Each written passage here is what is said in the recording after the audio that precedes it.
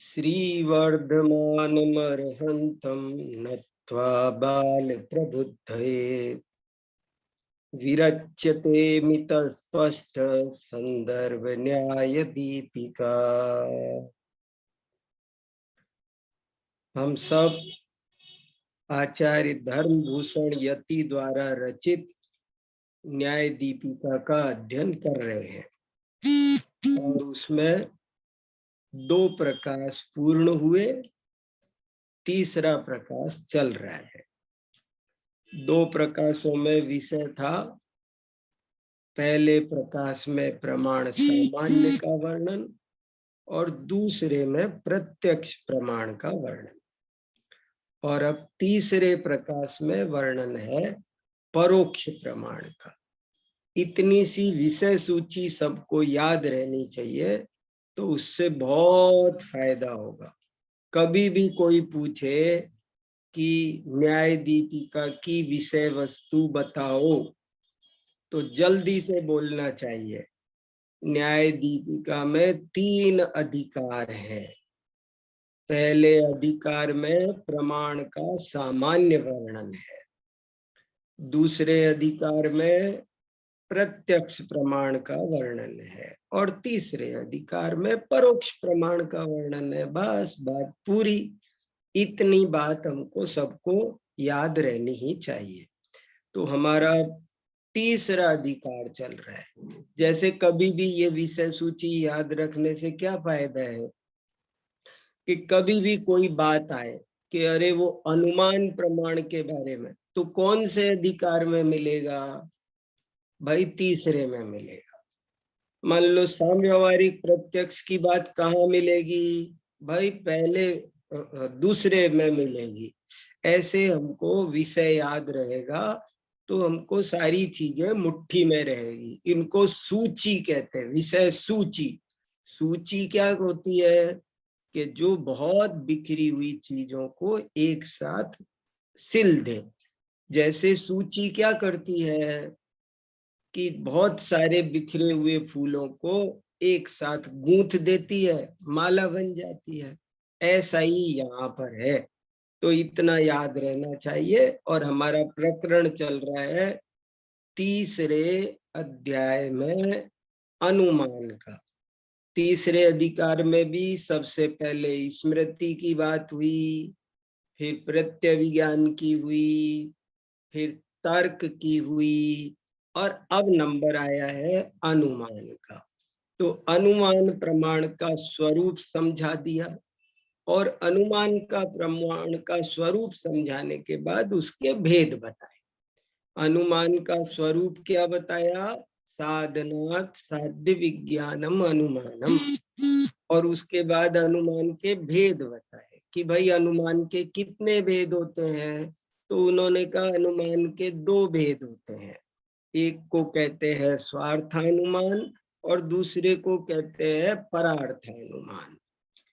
अब फिर दोनों को समझा रहे हैं।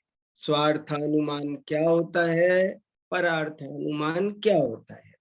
दरअसल अनुमान तो अनुमान है, जब किसी साधन को देखकर, हेतु को देखकर, लिंग को देखकर साध्य का ज्ञान हो जाए तो उसको अनुमान कहते हैं।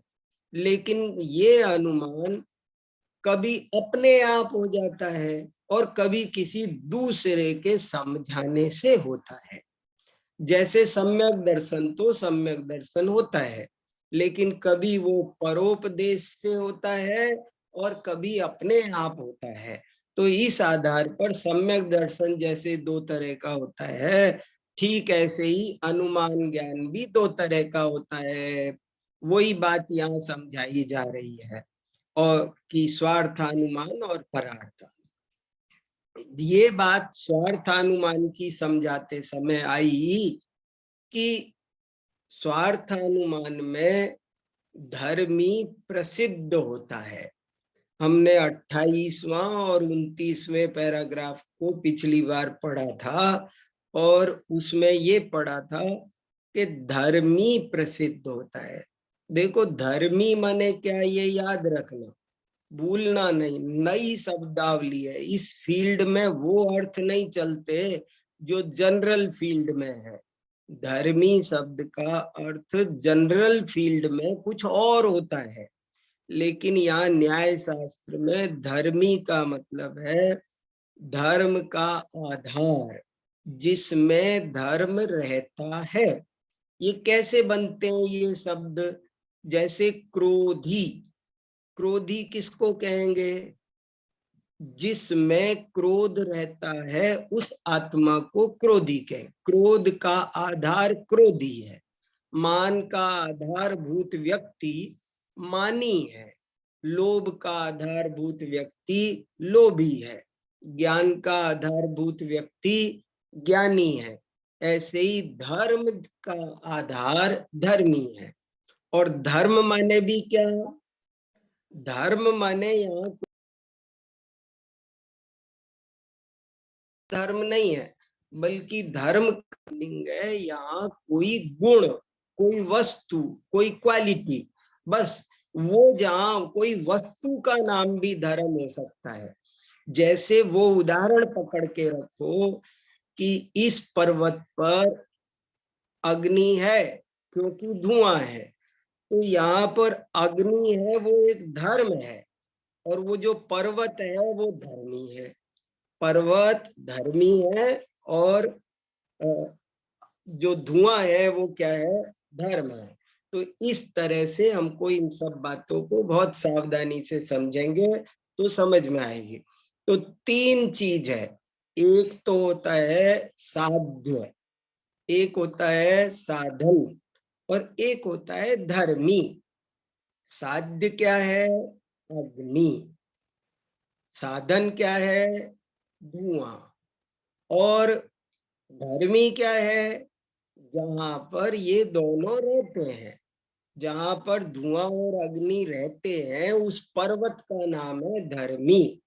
तो वो धर्मी के बारे में ये बात 28वें 29वें पैराग्राफ में समझाई कि धर्मी पर बहस नहीं करना है, क्योंकि धर्मी पर बहस करेंगे तो हमारी सारी बातचीत का ट्रैक चेंज हो जाएगा, हमारा प्रकरण ही खत्म हो जाएगा, हम प्रकरणांतर में पहुंच जाएंगे।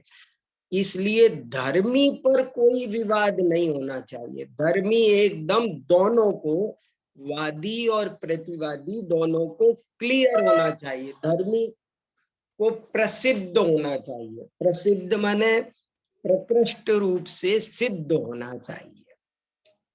प्रसिद्ध माने ये भी सब नए नए शब्द हैं न्याय शास्त्र को पढ़ते समय। प्रसिद्ध का अनुवाद करना हो अंग्रेजी में तो फेमस नहीं लिखना है। प्रसिद्ध को अगर अंग्रेजी में लिखना हो यहाँ तो आपको लिखना पड़ेगा वेल प्रूव, वेल एक्सेप्टेड। ये है। तो इसलिए यहाँ पर बता रहे कि धर्मी प्रसिद्ध होता है। तो ये बात क्यों आई थी? हमने पूरे दोनों पैराग्राफ पढ़ लिए थे, लेकिन अभी मैं आपको बहुत शॉर्ट में इसका अभिप्राय समझा देता हूँ और एक बार, ताकि ये विषय थोड़ा सा क्लियर हो जाए। देखो क्यों कह रहे हैं धर्मी प्रसिद्ध है। असल में बात ये है, ये टॉपिक कोई खास बात के लिए नहीं आया, बल्कि एक बौद्धों की मान्यता का खंडन करने के लिए आया है। और वो मान्यता क्या है? बौद्ध लोग दो प्रमाण मानते हैं, एक प्रत्यक्ष और एक अनुमान। उसमें भी वो ये कहते हैं कि प्रत्यक्ष तो सही है, क्योंकि वो क्षणिक वस्तु को जैसी है वैसी ग्रहण करता है, इसलिए प्रत्यक्ष तो सही है। लेकिन अनुमान प्रमाण कैसे बनेगा? हम उनसे कहते फिर तो तुम्हारे अनुमान बन ही नहीं सकता जब सब कुछ क्षणिक है। तो वो कहते हैं हाँ, अनुमान हमारे यहाँ परंपरा से क्षणिक को जानता है, इसलिए हमने अनुमान को प्रमाण मान लिया। अनुमान वास्तव में सीधे क्षणिक को नहीं जानता, वो तो परंपरा से जानता है, इसलिए हमने मान लिया। तो हमने कहा भाई ये तो बहुत गड़बड़ हो गई। जब आपने अनुमान कोई काल्पनिक मान लिया, तो अनुमान के आधार पर जो साध्य होगा, जो धर्मी होगा, वो सभी काल्पनिक सिद्ध हो जाएंगे, वे वास्तविक सिद्ध नहीं होंगे, अवास्तविक सिद्ध होंगे। इसलिए उनको वास्तविक मानना जरूरी है। ये इसलिए ये टॉपिक आया है, वो वास्तविक मानना जरूरी है, ये उनसे कहा जा रहा है, नहीं तो सब कुछ अवास्तविक सिद्ध होगा, ये वो बताना चाहते हैं। ये बौद्धों का प्रकरण है और उसमें वो यही बात खासकर आ रही है।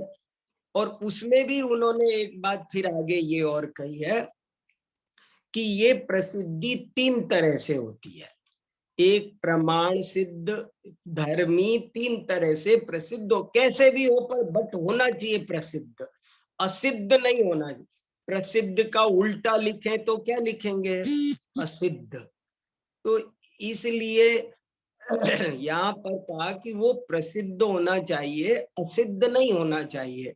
वो येन केन प्रकारेण क्या होना चाहिए उसको, कि वो या तो प्रमाण से सिद्ध हो या विकल्प से सिद्ध हो या प्रमाण विकल्प दोनों से हो। 3 तरह से सिद्ध हो सकता है, लेकिन होना चाहिए सिद्ध ही।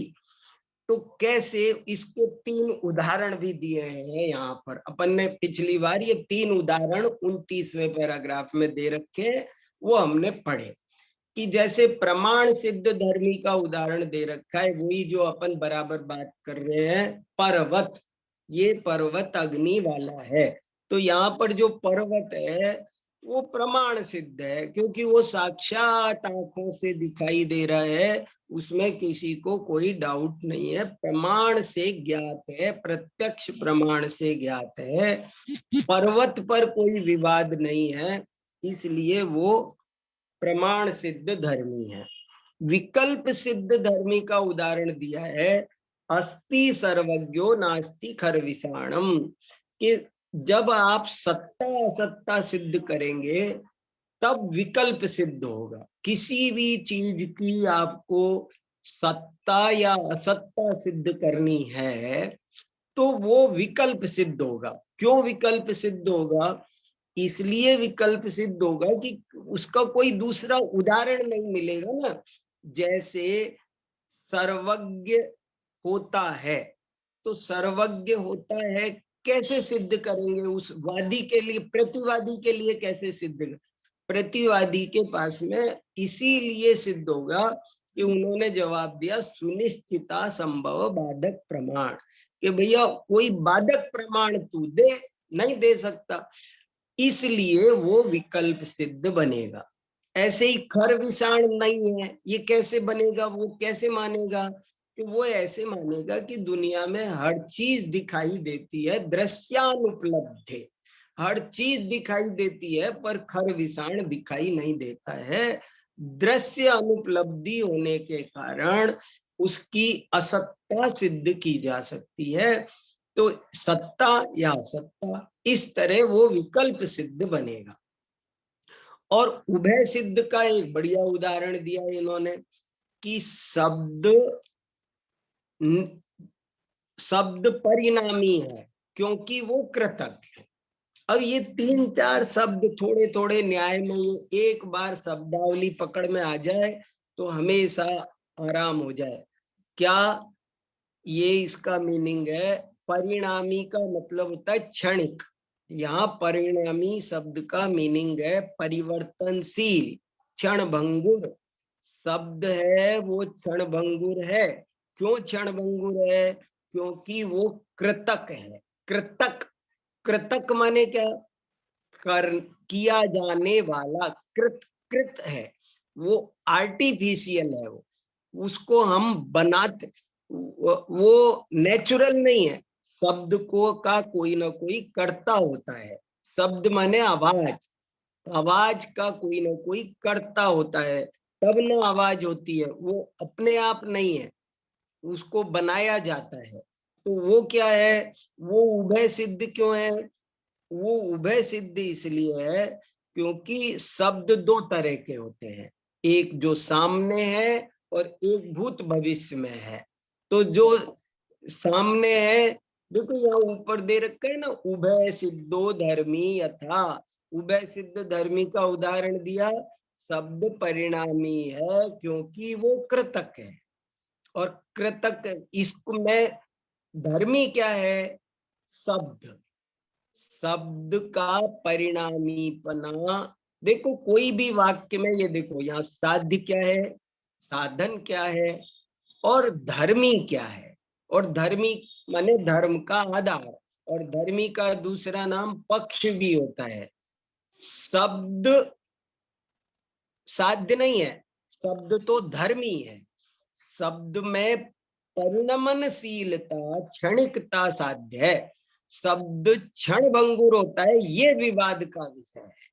सिद्ध ये किया जा रहा है कि शब्द क्षणिक होता है, अनित्य होता है। तो वो ये कह रहे हैं कि देखो इसमें शब्द दो तरह का है। वर्तमान शब्द वो प्रत्यक्ष गम्य है, और भूत भविष्य का शब्द है वो विकल्प गम्य है। आपको अनुमान से जानना पड़ेगा।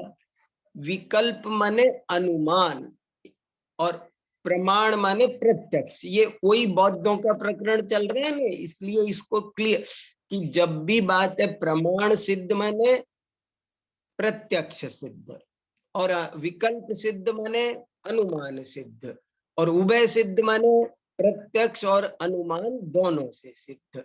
ऐसे करके ये प्रकरण समझ में आएगा। और बाकी इसमें और कुछ खास बात नहीं है, इतनी ही बात क्लियर है। और अब जो प्रकरण आ रहा है वो बहुत ही ज्यादा काम का, बहुत ही अच्छा, बहुत ही इम्पोर्टेंट आ रहा है। इसलिए अब हम थोड़ा उसको आगे पढ़ते हैं। 30वां पैराग्राफ तो कंक्लूजन है, लेकिन 31वें पैराग्राफ से बात शुरू होती है। हमने पिछली बार 29 पैराग्राफ पढ़ लिए थे, अब मैं 30वां पैराग्राफ पढ़ रहा हूं। देखो, तदेवं परोपदेशानपेक्षिण साधनात् दृश्यमानात् धर्मी निष्ठतया साध्ये यद विज्ञानम तत्स्वार्थानुमानम इति स्थितम। तद एवं इस प्रकार से परोपदेश अनपेक्षिण, परोपदेश के बिना, परोपदेश अनपेक्ष माने परोपदेश की अपेक्षा किए बिना, दूसरे के उपदेश के बताने के बिना ही, साधनात् साधन से, दृश्यमानात् देखे हुए से, जो सामने दिखाई देने वाला कोई साधन है उससे धर्मी निष्ठतया, धर्मी में रहने वाला, साध्य साध्य में, यद विज्ञानम जो ज्ञान होता है, तत्स्वार्थानुमानम इति स्थितम वह स्वार्थानुमान होता है। यह बात स्थित हुई, स्थित हुई माने स्थापित हुई, सिद्ध हुई। इति स्थितम, इति स्थितम माने कितना बढ़िया शब्द है। इस प्रकार ये बात सिद्ध होती है। तदुक्तम, वही बात, ये देखो ये कहीं का एक श्लोक है, पर किस ग्रंथ का है पता नहीं चल रहा है, पर अभिनव धर्मभूषण यति आचार्य ने उद्धृत किया है। परोपदेशा भावेपि साधनात् साध्य बोधनम यद्द्रष्टुर्जायते स्वार्थम अनुमानम तदुच्यते। थोड़ा संस्कृत का पाठ करना चाहिए, इनको शुद्ध पढ़ने से बहुत अधिक ज्ञान में वृद्धि होती है। बार बार पढ़ते रहने से एक दिन शुद्ध पढ़ना आ जाता है, और शुद्ध पढ़ना आने से बहुत अच्छा अर्थ समझ में आने लग जाता है। तो देखो क्या कहा, 31वां हेडिंग, परार्थानुमान से निरूपणम। परार्थानुमान का अब निरूपण करते हैं। श्लोक का अर्थ ऊपर वाले का वही है जो हमने अब तक पढ़ा है, वही अर्थ है। ये जो श्लोक है ना ऊपर, परोपदेशा भावे भी, परोपदेश का अभाव होने पर भी, साधनात् साध्य बोधनम, बोधन माने ज्ञान, साधन से साध्य का ज्ञान होना। यद दृष्टु, दृष्टु माने दृष्टा को, जानने वाले को, ज्ञाता को, व्यक्ति को। यद जायते, जो उत्पन्न होता है, जायते माने उत्पन्न होता है, उसे स्वार्थानुमानम तदुच्यते, उसे स्वार्थानुमान कहते हैं। अब परार्थानुमान का निरूपण करते हैं। परोपदेशम अपेक्ष, देखो ये फर्क है बस, स्वार्थानुमान और परार्थानुमान में जरा सा अंतर है। स्वार्थानुमान परोपदेश के बिना ही होता है, लेकिन परार्थानुमान परोपदेश से ही होता है। बाकी सारी परिभाषा सेम है। परोपदेशम अपेक्ष, अपेक्ष माने परोपदेश की अपेक्षा करके, परोपदेश का सहारा लेकर के। यत, जो, साधनात्, साधन से, साध्य विज्ञानम, साध्य का जो ज्ञान होता है। विज्ञान क्यों लिखा, ज्ञान क्यों नहीं लिखा, ये सूत्र थे। विज्ञान लिखा, क्यों लिखा, विज्ञान माने पक्का ज्ञान। तत्परार्थानुमानम, उसे परार्थानुमान कहते हैं। प्रतिज्ञा हेतु रूप उपदेश वसात श्रोतुरुत्पन्नम साधनात् साध्य विज्ञानम परार्थानुमानम इत्यर्थ। प्रतिज्ञा हेतु रूप परोपदेश के वश से, परोपदेश के कारण से। प्रतिज्ञा और हेतु, प्रतिज्ञा और हेतु क्या होता है ये भी समझना जरूरी है। जैसे प्रतिज्ञा होती है, यहाँ प्रतिज्ञा माने वो प्रतिज्ञा नहीं कि मैं रात्रि भोजन नहीं करूंगा, मैं जमी कंद नहीं खाऊंगा। प्रतिज्ञा का अर्थ यहाँ पर क्या है, यहाँ प्रतिज्ञा शब्द का अर्थ है एक कथन की प्रस्तुति, कथन की प्रस्तुति को प्रतिज्ञा कहते हैं। जैसे मैंने बोला कि उस पर्वत में आग है, मैंने बोला कि वहां गेट पर पुलिस आई है, मैंने बोला कि ये खीर मीठी है, मैंने बोला ये व्यक्ति मूर्ख है, ये बोला ये व्यक्ति ज्ञानी है, ये स्वर्ग जाएगा। कोई भी बात मैंने बोली तो कोई मेरी प्रतिज्ञा है। देखो न्याय शास्त्र बोलने पर कितना ध्यान देता है। यहाँ चरणान योग तो आचरण की प्रतिज्ञा बोलता है, लेकिन न्याय शास्त्र कहता है कि आपकी वाणी संभाल कर बोलो। आप जो बोल रहे हो ना, मैंने बोला इस गिलास में पानी है, तो ये मेरी प्रतिज्ञा है, भंग नहीं होनी चाहिए। यदि भंग होगी तो इसी को न्याय शास्त्र में व्यभिचार कहते हैं। देखो क्या समझ में आ रहा है, बहुत आनंद की बात है, ये बड़ी इंपॉर्टेंट। मैंने बोला वह व्यक्ति स्वर्ग जाएगा, तो मेरी बात सही होनी चाहिए, नहीं तो उसमें वो अगर गलत निकले तो न्याय शास्त्र में क्या बोलते हैं, ये सब चीजें समझो। मैंने बोला कि इस गिलास में पानी है, तो पानी होना चाहिए, ये तो हुई मेरी बात निर्विवाद, प्रामाणिक, प्रसिद्ध। और यदि पानी में गिलास और यदि गिलास में पानी नहीं है तो ये मेरी बात कैसे हुई, विसंवादी, अप्रामाणिक, असंगत, अनुचित, ये हुआ। इसमें मेरी बात में मेरी प्रतिज्ञा भंग हो गई, ये विसंवाद आ गया, ये दोष उत्पन्न हो गया, इसे कहा जाएगा ये व्यभिचार है। इसलिए ये सब बहुत गजब की बात है कि प्रतिज्ञा हेतु रूप परोपदेश, परोपदेश कैसा होना चाहिए, कोई उपदेश कैसा होना चाहिए कि उसमें एक कथन होना चाहिए, दूसरा उसका हेतु साथ में होना चाहिए। इसमें हेतु भी होना चाहिए। वृक्ष जीव हैं, मैंने बोला वृक्ष जीव हैं, तो ये वृक्ष जीव है, ये क्या हुआ, ये प्रतिज्ञा है मेरी। और क्योंकि उनमें चेतना पाई जाती है, या क्योंकि करके मैं जो भी बोलूंगा वो होगा हेतु। अब वो प्रतिज्ञा गलत हो गई तो प्रतिज्ञाभास, हेतु गलत हो गया तो हेत्वाभास, और अनुमान सारा खराब हो जाएगा, इसलिए उसका नाम होगा अनुमानाभास।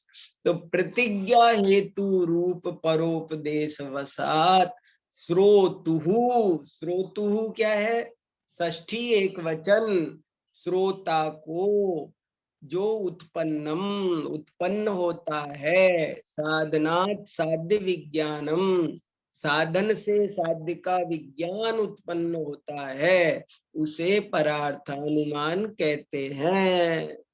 बहुत बढ़िया प्रकरण है, थोड़ा कठिन है, नीरस है, पर भाई तोता मैना के किस्से नहीं। और इसको जब अध्यात्म पर घटित करो, आत्मा पर घटित करो, कोई भी तत्व ज्ञान के लिए, वस्तु व्यवस्था को जानने के लिए उपयोग करो, तो आपको इतना आनंद आएगा, आपके सारे गलत काम बंद होंगे, आपको सही निर्णय होगा फिर वस्तु के स्वरूप का, निर्भ्रांत। यथा, अब परार्थानुमान का उदाहरण दे रहे हैं। यथा पर्वतोयम अग्निमान भवितुम अर्हति धूमवत्व अन्यतानुपत्ते इति वाक्ये केनचित् प्रयुक्ते तद वाक्यार्थम पर्यालोचयत स्मृत व्याप्तिकस्य श्रोतुर अनुमानम उपजायते। क्या बढ़िया बात, परार्थानुमान किसे कहते हैं, यह पर्वत अग्नि वाला है, पर्वत अयम अग्निमान, अग्निमान माने अग्नि वाला, यह पर्वत अग्नि वाला है। क्यों, क्योंकि धूमवत्व अन्यथानुपपत्ते, क्योंकि नहीं तो धूम वाला नहीं हो सकता था, क्योंकि नहीं तो धूम वाला नहीं होता, ये धूम वाला है, धूमवत्वात्, क्योंकि ये धूम वाला है, इससे सिद्ध होता है कि ये अग्नि वाला है। इति वाक्य, इति वाक्य माने इस वाक्य के केनचित प्रयुक्ते, किसी के द्वारा प्रयुक्त करने पर, कोई व्यक्ति जब ऐसा वाक्य प्रयुक्त करता है तो तद वाक्यार्थम पर्यालोचयत है। तो उस वाक्य के अर्थ को देखते हुए, स्मृत व्याप्ति कस्य, व्याप्ति का जो व्यक्ति स्मरण करता है, व्याप्ति माने, व्याप्ति माने धुआं और अग्नि का जो अविनाभाव संबंध है, साध्य और साधन में जो अविनाभाव संबंध होता है उसको व्याप्ति कहते हैं। और उस व्याप्ति का जब स्मरण आ जाए तब अनुमान होता है, किसको, श्रोतुहु, श्रोतुहु, श्रोतुहु माने 6/1, षष्ठी विभक्ति एक वचन, श्रोता को अनुमानम उपजायते, श्रोता को अनुमान उत्पन्न होता है। देखो कितना बढ़िया, जब कोई व्यक्ति ऐसा कहता है कि देखो भाई ये सामने वाला पर्वत अग्नि वाला है क्योंकि धूम वाला है, और ऐसा जब कोई श्रोता सुनता है और उसके वाक्यार्थ की पर्यालोचन करता है, पर्यालोचन बहुत सुंदर शब्द है, पर्यालोचन कैसे बना, लुच धातु, लोचन माने देखना, लोचन से आंखें बनी, लोचन, और उसी को अच्छी तरह देखना, आलोचन, और परि उपसर्ग और लगा दिया, और भी अच्छी तरह देखना, भली भांति देखना, उसके वाक्यार्थ पर भली भांति विचार करना और व्याप्ति का स्मरण करना, तब जो श्रोता को अनुमान होता है उस अनुमान को परार्थानुमान कहते हैं। समझ में आया? किसी को इसमें कुछ पूछना? बहुत बढ़िया है ये 31वां पैराग्राफ, बहुत काम का। परार्थानुमान की उत्पत्ति कैसे होती है, स्वार्थानुमान की देखो यहाँ थोड़ी सी मेहनत कर लो। अनुमान क्या है, स्वार्थानुमान क्या है, परार्थानुमान क्या है। मैं 5-6 प्रश्न बता रहा हूँ आपको, ये आने चाहिए आपको, तब जा करके आपको जैसे अनुमान किसे कहते हैं, साधन किसे कहते हैं, साध्य किसे कहते हैं, स्वार्थानुमान की उत्पत्ति कैसे होती है, परार्थानुमान की उत्पत्ति कैसे होती है। बस ये अगर 5 वाक्य आपको अच्छे से समझ में आ गए तो आप अनुमान प्रकरण में बहुत महारत हासिल कर लेंगे। देखो ये अनुमान प्रकरण अभी आपको धुआं अग्नि पर घटा घटा के समझाया जा रहा है। बड़ी कृपा है हमारे आचार्यों की। ये वास्तव में जितना भी तत्व ज्ञान है, आश्रव क्या, बंध क्या, मोक्ष क्या, अरिहंत क्या, सिद्ध क्या, सिद्ध शिला क्या, आत्मा क्या, आत्मानुभूति क्या, मुनि दशा क्या, ये सब अनुमान पर आधारित है। न्याय शास्त्र का दूसरा नाम अनुमान शास्त्र है, अनुमान की प्रधानता होने के कारण। इसलिए इसको बहुत अच्छी तरह समझना जरूरी है। अब देखो 32वां पैराग्राफ पढ़ते हैं। परोपदेश वाक्यम एव परार्थानुमानम इति केचित। इति केचित, केचित माने कुछ लोग कहते हैं, इति माने ऐसा, कुछ लोग माने कुछ दर्शन, कोई व्यक्ति ऐसा कहता है कि परोपदेश वाक्य ही परार्थानुमान है। परोपदेश, दूसरे ने जो कथन किया यही परार्थानुमान है, ऐसा कुछ लोग कहते हैं।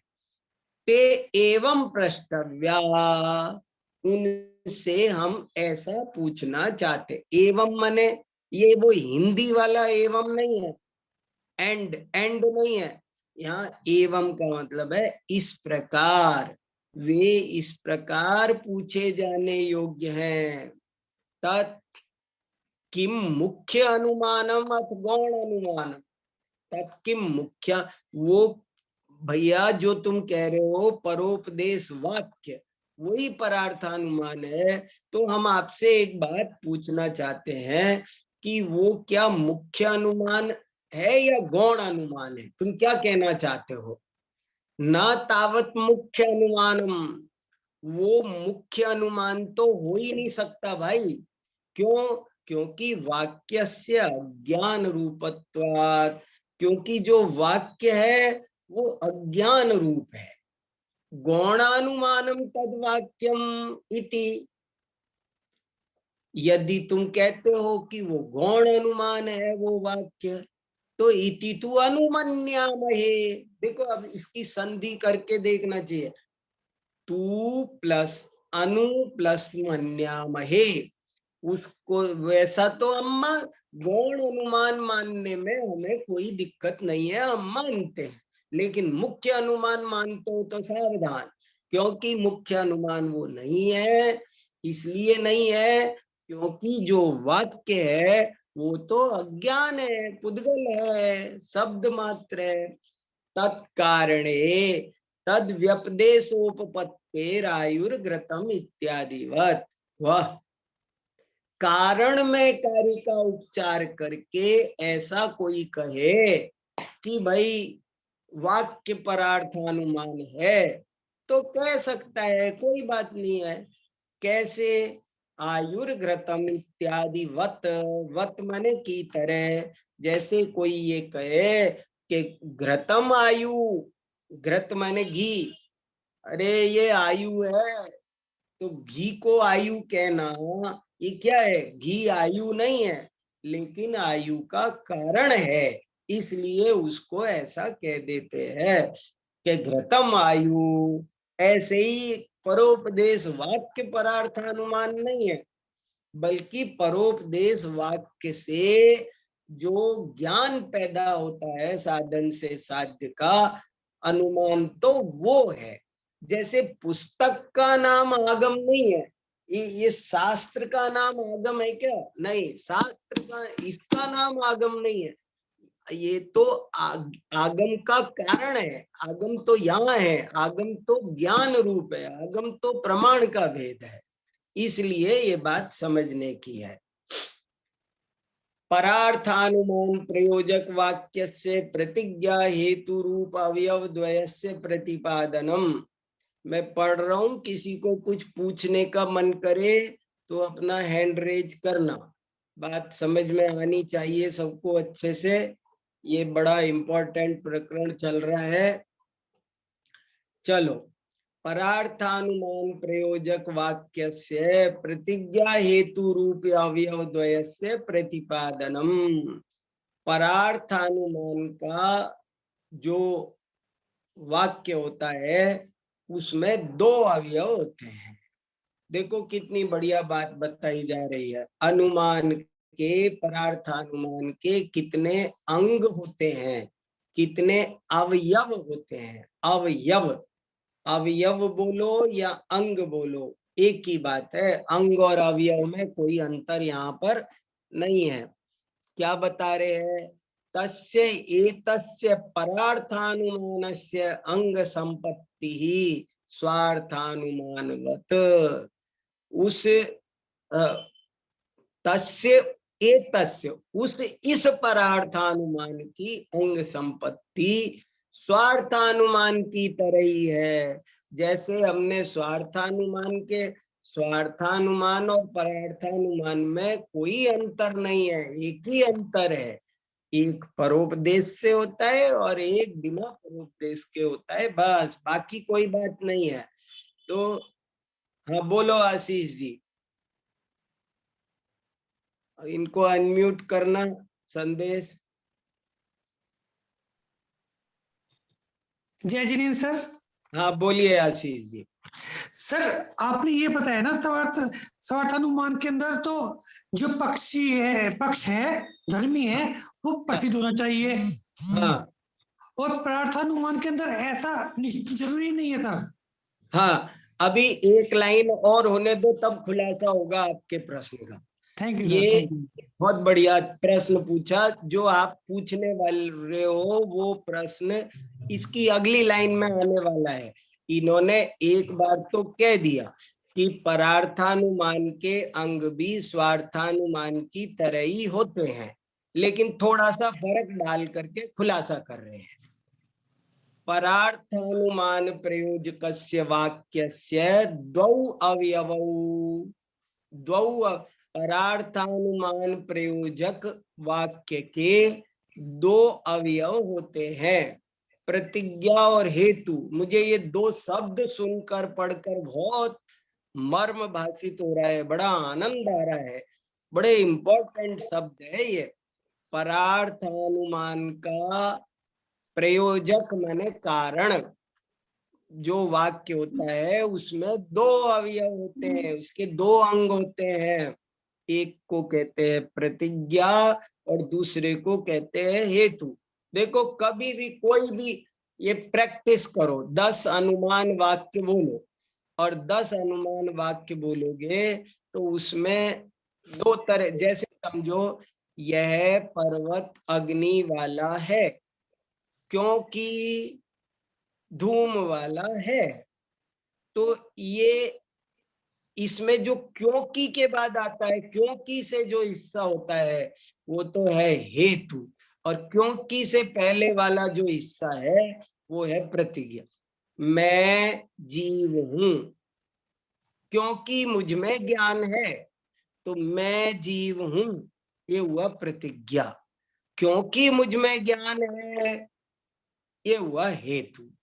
तो दो अनुमान, कोई भी अनुमान वाक्य होगा तो उसमें दो चीज होगी, एक को कहेंगे प्रतिज्ञा और दूसरे को कहेंगे हेतु। अब इसी बात को थोड़ा और खुलासा कर रहे, तत्र धर्म धर्मी समुदाय रूपस्य पक्षस्य वचनम प्रतिज्ञा। वहां धर्म धर्मी के समुदाय रूप पक्ष के वचन को प्रतिज्ञा कहते हैं। देखो, मैं जीव हूं क्योंकि मुझ में ज्ञान है। अब यहाँ क्या है, अब इस उदाहरण को थोड़ा सा घिसो अच्छे से। मैं जीव हूं क्योंकि मुझ में ज्ञान है, तो क्योंकि मुझ में ज्ञान है ये क्या हुआ, हेतु। प्रतिज्ञा क्या हुई, मैं जीव हूं। और प्रतिज्ञा का ही दूसरा नाम पक्ष होता है। मैं जीव हूं, मैंने बोला मैं जीव हूं, मैंने बोला वृक्ष जीव है, मैंने बोला पुस्तक अजीब है। तो ये सारे वाक्य हुए पुस्तक अजीब है, ये हुआ प्रतिज्ञा या पक्ष। और क्योंकि इसमें ज्ञान नहीं है, ये क्या हुआ, ये हेतु। अब इसमें भी एक जरा सा और थोड़ी बारीकी में जाकर के देख लो। अब मैं जीव हूं, यहां पर सिद्ध क्या करना है, धर्म क्या है और धर्मी क्या है। धर्म और धर्मी दो से मिलकर पक्ष बनता है, दो से मिलकर प्रतिज्ञा बनती है। प्रतिज्ञा में दो चीज होती है, एक धर्म एक धर्मी।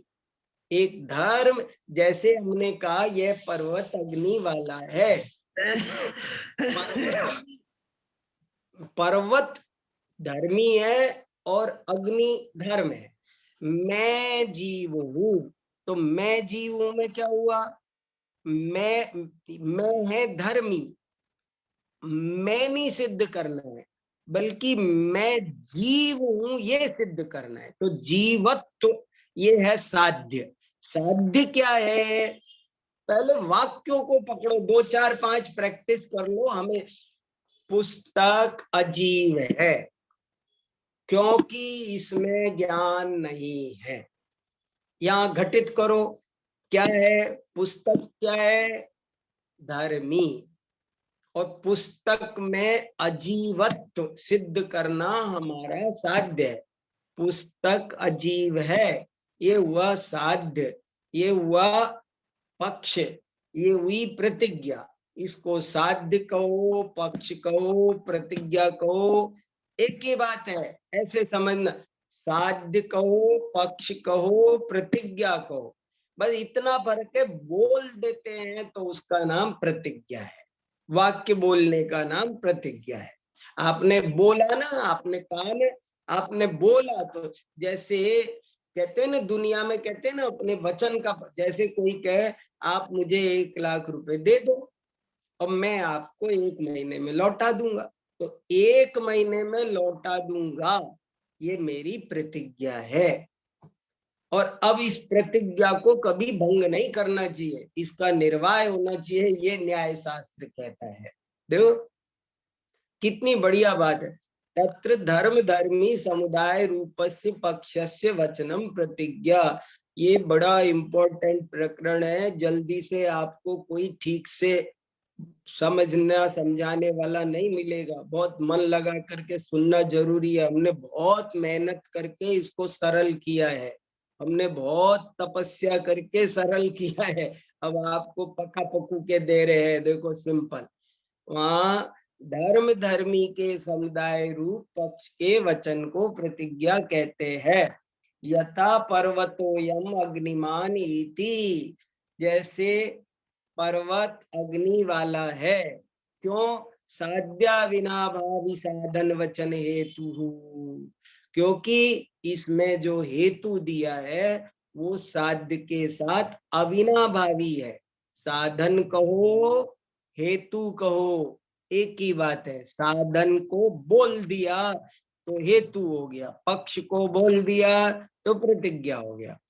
यथा धूमवत्व अन्यथा अनुपत्ति, अन्यथा अनुपपत्ति, उपपत्ति माने प्राप्ति, अनुपपत्ति माने अप्राप्ति, धूमवान पना, ऐसे अ काट दो, अन्यथा अनुपत्ति में भी निगेटिव है, अनुपत्ति में भी निगेटिव है, तो निगेटिव से निगेटिव काट करके पॉजिटिव बचा लो। धूमवान पना पाया जाता है, इसलिए तथैव धूमवत्वोपपत्ते इति वा, खुद ही कह दिया। चाहे तो आप इस बात को पॉजिटिव वे में कह सकते हो, क्योंकि यहाँ धूमवान पना पाया जाता। पॉजिटिव वे में कह सकते हो कि वहां धूमवान धुआं पाया जाता है। निगेटिव वे में कह देते हैं कि अदरवाइज वहां धुआं नहीं होता। एक ही बात को पॉजिटिव भी कहा जाता है। पुस्तक अजीब है, वरना इसमें ज्ञान होता, ऐसे भी कहते। देखो क्योंकि भी लगाते, वरना पुस्तक अजीब है, अन्यथा इसमें ज्ञान होना चाहिए था। मैं जीव हूं, अन्यथा मुझ में ज्ञान नहीं होना चाहिए था। तो चीज को, एक ही चीज को पॉजिटिव नेगेटिव दोनों ढंग से कह सकते हैं, लेकिन वो हेतु होना चाहिए। अनयोर हेतु प्रयोगयोर उक्ति वैचित्र मात्रम। अनयो, अनयो माने इन दोनों, हेतु प्रयोगयो, हेतु के प्रयोग में उक्ति का वैचित्र मात्र है।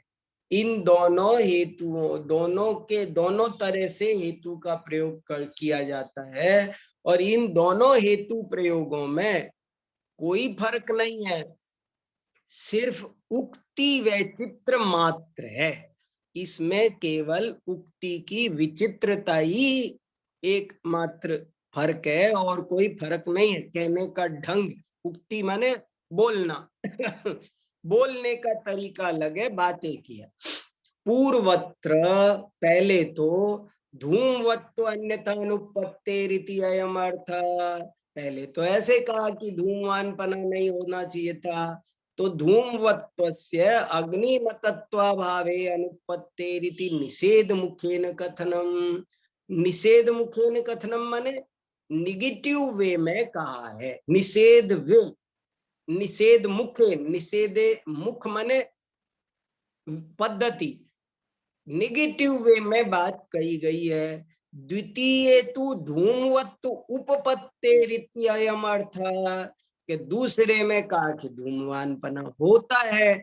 इस प्रकार अग्निमत्वे सत्य धूमवत्वस्यैव उपपत्तेरिति विधि मुखेन प्रतिपादनम। विधि माने पॉजिटिव। जब पहले कहा तो निगेटिव वे में बात को कहा, दोबारा हमने बात बोली तो हमने पॉजिटिव वे में कही। पॉजिटिव वे को संस्कृत में क्या कहते हैं? विधि मुखेन, और निगेटिव को क्या कहते हैं? निषेध मुखेन, नास्ति परक ढंग से। और विधि मुखेन माने अस्ति परक ढंग से। अर्थस्तु न भिद्यते, अर्थ में कोई भेद नहीं है। उभयत्रापि, दोनों ही जगह, अविनाभावी साधन अभिधान विशेषात, दोनों ही जगह अविनाभावी साधन को अभिधान माने कहने की बात अविशेष है।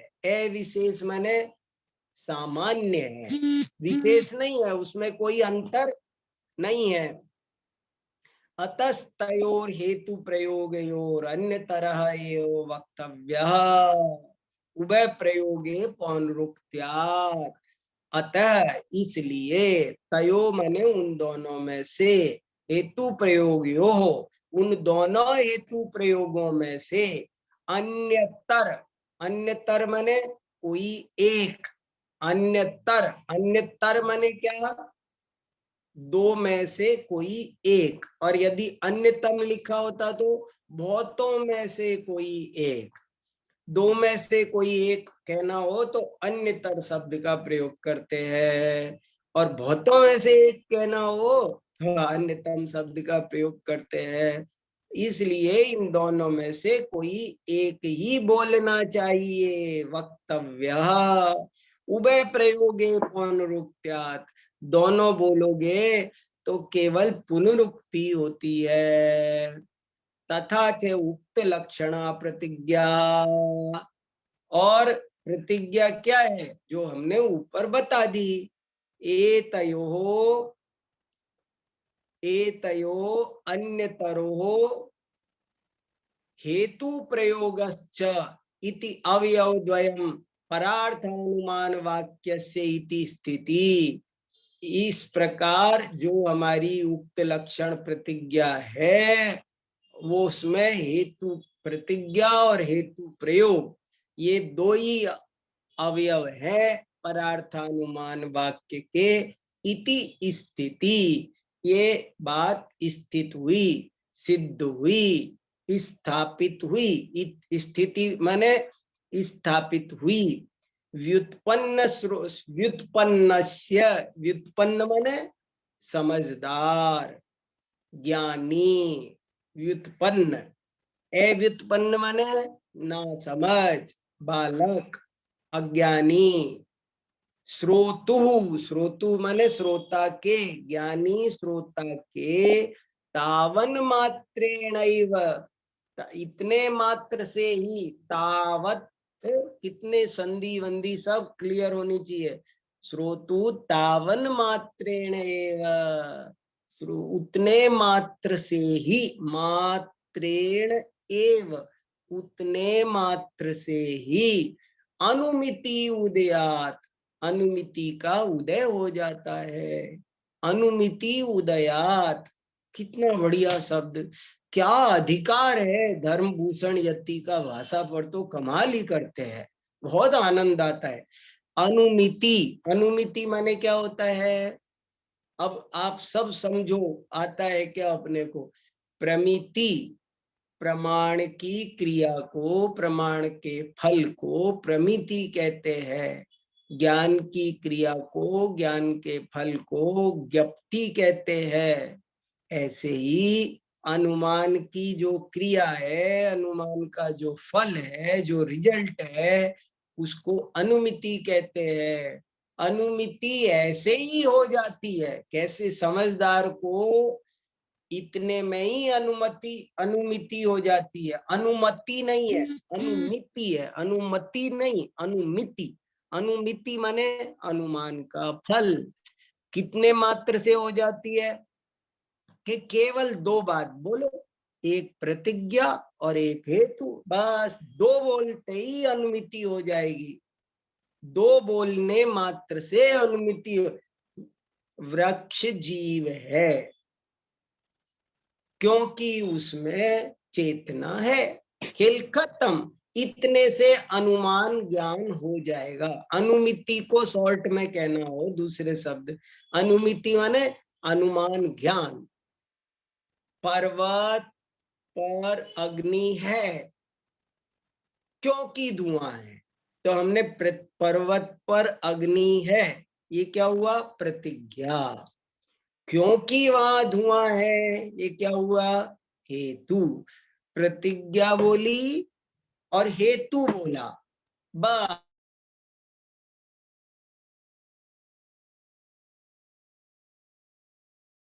ध्यान दो जरा, बहुत इंपॉर्टेंट लाइन है।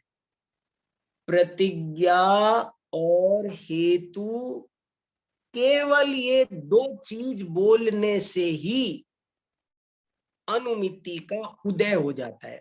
उदय होना माने जन्म होना, अनुमिति की प्राप्ति होना, अनुमान ज्ञान की उत्पत्ति होना। समझ में आया? सब समझ में आ रहा है? किसी को कुछ कहना तो नहीं? हमारा समय होने वाला है, 5 मिनट बचे हैं। किसी को कुछ कहना हो तो कहो, क्या समझे, चलो बताओ। कौन बोलेगा, बोलो। संदेश जी, हाँ आशीष जी, बताओ क्या समझ में आया, बताओ आज। सर इसमें थोड़े से एक दो चीज पूछना चाह रहा था सर आपसे मैं। हाँ बोलो। सर आपने जैसे इसमें बताया कि जो पॉजिटिव है वे विधिमुख है, हाँ, सर उनको अन्वय भी कह सकते हैं सर हम? क्या कह सकते हैं? अन्वय। अन्वय नहीं, अभी अन्वय तो पूरी बात का नाम, अलग टॉपिक आएगा। यहाँ तो विधि मुख और निषेध मुख, ये संस्कृत के शब्द है, और इन्हीं को अंग्रेजी में पॉजिटिव वे और नेगेटिव वे, बस इतनी सी बात है। और यहाँ सर तो यहाँ तो बस नेगेटिव, इतना सा लेना है, अभी तो इतना ही लगाओ, पॉजिटिव वे नेगेटिव वे, और बस। सर जैसे मैंने नेगेटिव, कहा कि मुझ में ज्ञान है, ये पॉजिटिव वे, और पुस्तक में ज्ञान नहीं है, ये नेगेटिव। इसको संस्कृत वाले बोलेंगे कि एक कथन विधि मुखेन है, दूसरा कथन निषेध मुखेन है। सर हाँ, निषेध मुखेन को सर हम व्यतिरेक भी नहीं कह सकते सर? नहीं, अभी वो व्यतिरेक अलग, व्यतिरेक किसका नाम है? साधिक, साधन के अभाव में साध्य का नहीं होना व्यतिरेक है। जी वो सर, तो जी सर। व्याप्ति का संबंध है, वो पूरी बात बोलनी पड़ेगी। साधन के अभाव में साध्य का नहीं होना व्यतिरेक है। तो अन्वय व्यतिरेक तो अलग चीज है, वो नेगेटिव पॉजिटिव जैसे ही है, पर वो यहाँ नहीं है। यहाँ तो विधि मुख निषेध मुख, केवल संस्कृत का ट्रांसलेशन आपको समझाया है अभी। सर एक चीज और पूछना चाह रहा था हाँ, सर, जैसे परार्थानुमान में सर मैंने 5 पद पढ़े थे कि 5 हाँ, पद होते हैं, और सर हाँ। इसमें आपने 2 बताए हैं सर। तो सर ये तो उपदेश भी हो सकता है सर, आगम आगम प्रमाण भी हो सकता है ऐसा, तो ये क्या 5 क्या बताए? सर जैसे पहले में तो प्रतिज्ञा, फिर दूसरे हाँ, में व्याप्ति, तीसरे में एक उदाहरण देते हैं, और फिर उसके बाद हम कहते हैं सिद्धि करते हैं सर। नहीं नहीं नहीं, अभी दो परार्थानुमान में 2 अंग होते हैं, प्रतिज्ञा और हेतु। जी सर। 5 अंग की बात आगे आएगी, और वो इसलिए आएगी कि अगर आपको घर में अपने बच्चों को समझाना हो, उन्होंने कहा ना, व्युत्पन्न व्यक्ति जी को सर, जी 2 सर, ही जी सर। अंग चाहिए, जी, समझदार के लिए 2 ही अंग तो ये काफी काफी है। है। ठीक और है जी सर। बाकी ना समझ होगा उसको फिर उदाहरण देंगे, करेंगे, जी सर, जी सर, वो जी एक सर। अलग बात आएगी। सर ये एक आगम की तरह से नहीं हो गया सर, एक सेंटेंस में कहा सिर्फ तो कुछ किया नहीं, एक क्या सेंटेंस में चीज? कहा। सर जैसे हम 2 पद में ही बोल लेंगे, एक तो हाँ, प्रतिज्ञा और हाँ, दूसरा हमारा हेतु, तो सर हाँ। ये एक तरह से आगम प्रमाण नहीं हो गया सर ये? नहीं, आगम प्रमाण कहाँ हो गया? आगम प्रमाण अलग चीज है, वो अभी हमने पढ़ा नहीं है। जी सर। आगम प्रमाण जब हम पढ़ेंगे तब समझ में आए। या तो यहाँ तो आप देखो ना, साधन से साध्य का ज्ञान हो रहा है कि नहीं, और साधन से साध्य का ज्ञान हो रहा है, इसलिए ये अनुमान है, आगम नहीं है। आगम की परिभाषा है जो आपके वचनों से हो, वो आगम है। तो जी वो सर। अलग चीज आएगी। अभी वो जब आगम पढ़ेंगे ना, वहां पर आप याद दिलाना मुझे कि जी आगम सर, में और अनुमान में क्या फर्क हुआ, तब जी बताएंगे सर। आपको। थैंक यू सर, ठीक थैंक है। यू। थैंक यू हाँ, सर। हाँ, दीपाली जी। जय जिनेन्द्र गुरु जी। जय जिनेन्द्र, बोलिए।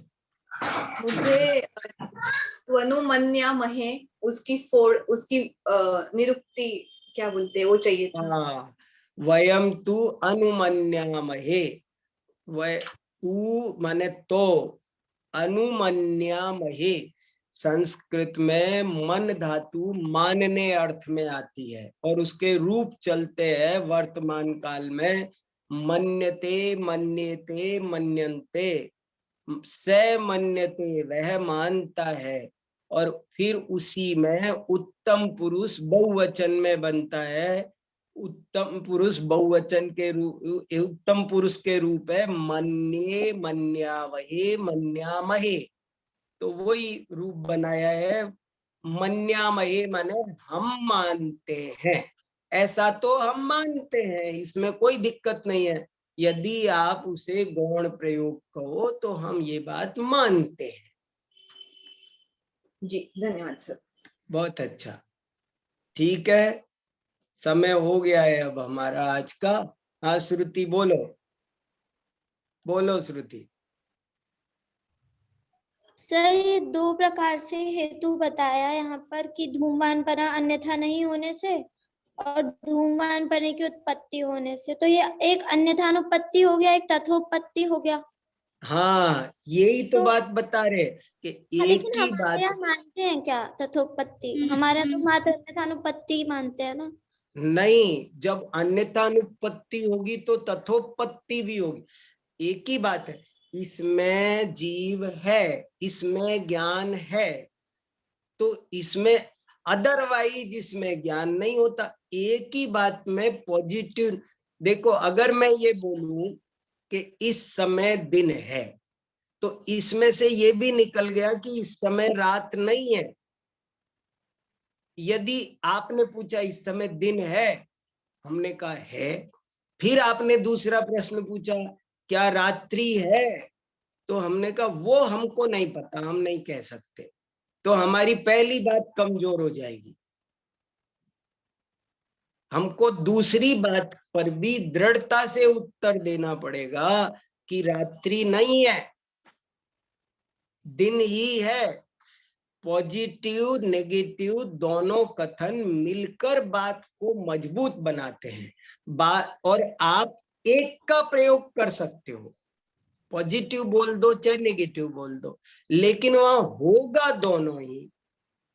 हमने बोला ये सूर्य है, तो ये इसमें से आ गया कि ये चंद्रमा नहीं है, ये सूर्य है। ठीक है। ये मीठा है, इसमें से ये निकल गया कि ये खट्टा नहीं है। ये बात वहां निकलनी जरूरी है। बहुत अच्छा प्रकरण है, बहुत आराम से पढ़ो, तसल्ली से पढ़ो, पूछो समझो। बड़ा काम का अनुमान का प्रकरण है ये। चलो कल पढ़ेंगे फिर बाकी और बात। सब सोचना, 2 4 5 वाक्य बना बना कर।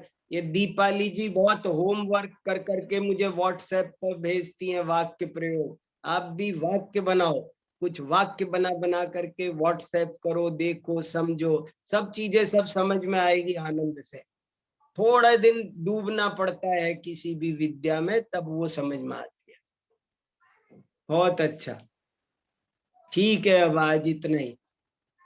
अभी हमने आदरणीय भाई साहब के माध्यम से अनुमान प्रमाण की सुंदर चर्चा जो हमारी चल रही है वह की। जैसा कि आपको पूर्व में ही विदित है, हमने ये कक्षा हफ्ते में एक दिन न रखकर हफ्ते में 2 दिन रख दी है और 4 बजे से ही दोनों दिन समय रहेगा। तो आप इस बात का अवश्य अवश्य ध्यान रखें। एक और दुखद सूचना हमारे बीच में आई है अभी तत्काल में ही। हमारे परम श्रद्धेय, हमारे कंठ में जिनवाणी को बसा देने वाले आदरणीय अन्ना जी, यशपाल जी अन्ना, उनका अभी आज दोपहर में ही देह विलय हो गया है। उनको इस लघु सभा की के माध्यम से हम उनके चरणों में सादर श्रद्धांजलि अर्पित करते हैं। 9 बार नमोकार मंत्र पढ़कर हम उनको सादर श्रद्धांजलि अर्पित करेंगे। मेरा निवेदन है हम सभी 9 बार नमोकार मंत्र पढ़ें।